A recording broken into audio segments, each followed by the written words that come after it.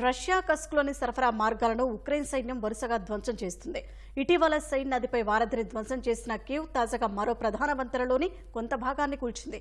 ఒక పక్క కస్క్లో జెలెన్స్కీ బలగాలు దూకుడుగా ముందుకు సాగుతుంటే, మరోవైపు పోక్రోవ్స్క్లో జరుగుతున్న పోరులో తాము పై చేయి సాధించినట్లు రష్యా ప్రకటించింది.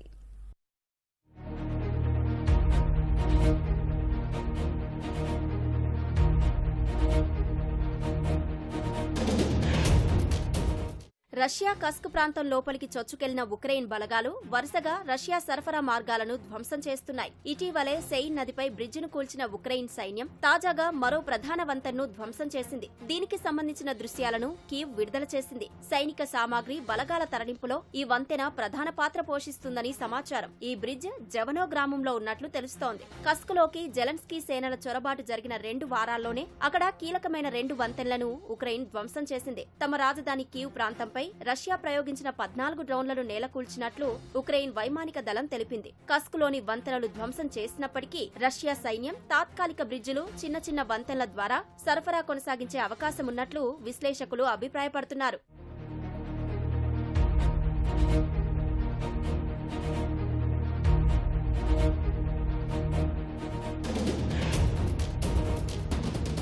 మరోవైపు పోక్రోవ్స్క్ ప్రాంతంలో ఉక్రెయిన్ సేనలపై పైచేయి సాధించినట్లు రష్యా రక్షణ శాఖ ప్రకటించింది. ఉక్రెయిన్ కు చెందిన సుఖోయ్ 24 యుద్ధ విమానం, హెలికాప్టర్లను నేలకూల్చినట్లు వెల్లడించింది. కీవ్ ప్రయోగించిన రాకెట్లు, ఏరియల్ బాంబులు, డ్రోన్లను మధ్యలోనే అడ్డుకున్నట్లు పేర్కొంది.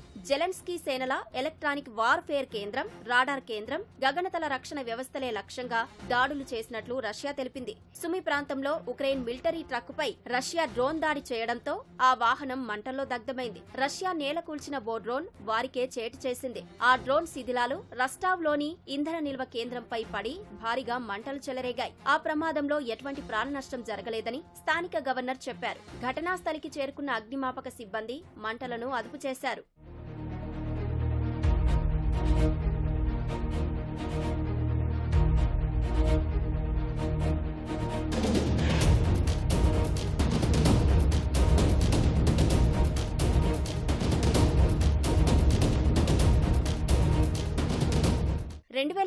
కు గాను ఉక్రెయిన్ కు అందించే సైనిక సహాయాన్ని సగానికి తగ్గించాలని జర్మనీ భావిస్తోంది. ఆ సాయాన్ని 8 బిలియన్ యూరోల నుంచి 4 బిలియన్ యూరోలకు తగ్గించే యోచనలో ఉన్నట్లు తెలుస్తోంది. దేశీయ అవసరాలు, ఖర్చులు పెరుగుతున్న నేపథ్యంలో ఈ నిర్ణయం తీసుకున్నట్లు సమాచారం.